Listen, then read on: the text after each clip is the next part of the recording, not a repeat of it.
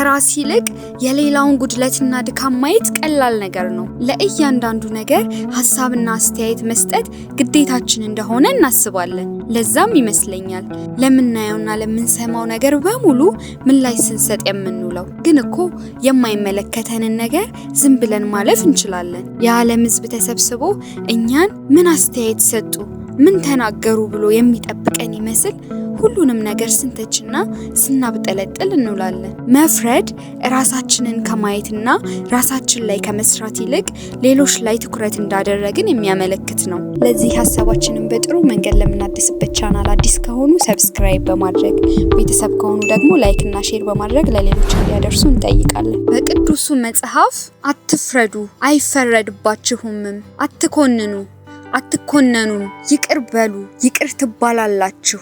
በወንድም አይን ውስጥ ያለውን ጉድፍ ለምን ታያለህ? በራስ አይን ውስጥ የተጋደመውን ግንድ አትመለከትም? በራስ አይን ውስጥ ያለውን ግንድ ሳታይ ወንድምህን ወንድሜ ሆይ በአይን ውስጥ ያለውን ጉድፍ ላውጣልህ እንዴት ልትል ትችላለህ? አንተ ግብዝ፣ በመጀመሪያ በአይን ውስጥ የተጋደመውን ግንድ አውጣ፣ ከዚያም በወንድም አይን ውስጥ ያለውን ጉድፍ ለማውጣት አጥርተህ ታያለህ። እኛ ሌሎች ላይ ስንፈርድ ሌላው ደግሞ እኛ ላይ ይፈርድብናል። እኛ ሌሎችን ስንተችና ስንኮንን ሌላው ደግሞ እኛን ይተቸናል፣ ይኮንነናል። መጽሐፉ ሰው የዘራውን ያንኑ ነው የሚያጭደው የሚለው ለዚሁ ነው። መጥፎ ዘር ዘርተን መልካም ማጨድ የማይታሰብ ነው። ፍርድን ለፈራጁ ትተን የራሳችን ሕይወት ላይ ትኩረት ማድረግና ራሳችንን ማሻሻል ላይ ጊዜ ልንወስድ ይገባል።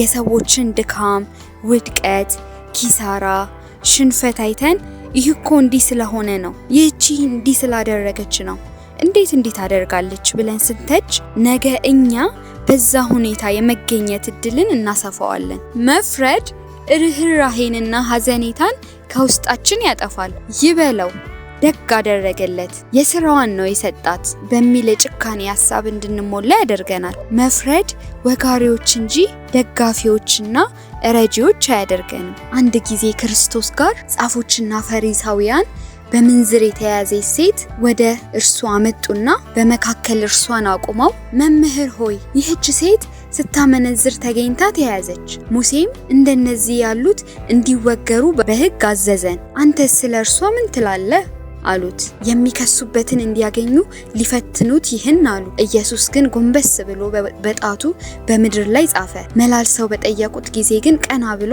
ከናንተ ኃጢአት የሌለበት አስቀድሞ በድንጋይ ይውገራት አላቸው። ደግሞም ጎንበስ ብሎ በጣቱ በምድር ላይ ጻፈ።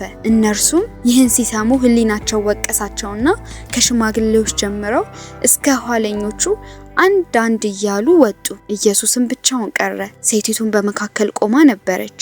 ኢየሱስም ቀና ብሎ ከሴቲቱ በቀር ማንንም ባላየ ጊዜ አንቺ ሴት እነዚያ ከሳሾችስ ወዴት አሉ?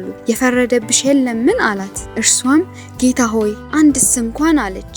ኢየሱስም እኔም አልፈርድብሽም፣ ሂጂ ካሁን ጀምሮ ደግመሽ ኃጢአትን አትስሪ አላት።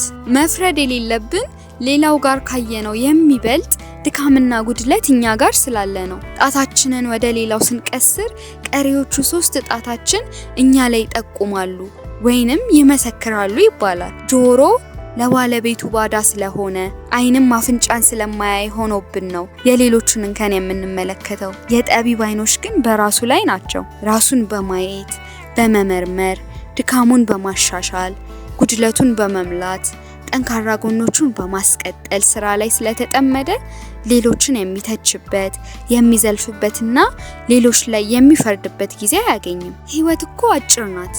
ለመፍረድ፣ ለመተቸት፣ ለመዝለፍ የሌሎቹን ስራ አይቶ ለመንቀፍ አትበቃም።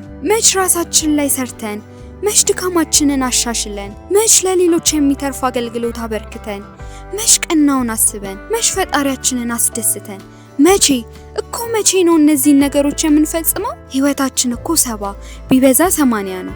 ከዛ የተረፈው የድካም ነው። ስለዚህ በጊዜ ያሉብንን ስራዎች ብናቃልል ይቻለናል። የራሷ አሮባት የሰው ታማስላለች እንዳይሆን ነገሩ ካሁኑ አስበን ልንወስን ይገባናል። እስቲ እናንተም መፍረድን አስመልክቶ በህይወታችሁ ላይ የገጠማችሁ ነገር ካለ በኮሜንት መስጫው ላይ ያካፍሉን። እስከ መጨረሻ ስለተከታተላችሁን እናመሰግናለን። በቀጣይ የምንሰራቸው አእምሮን የሚያድሱ ጠቃሚ ሀሳቦች እንዲደርሱ ቪዲዮውን ሰብስክራይብ በማድረግ ይሄ ቪዲዮ ሌሎች ጋር እንዲደርስ ደግሞ ላይክ እና ሼር በማድረግ ይተባበሩ።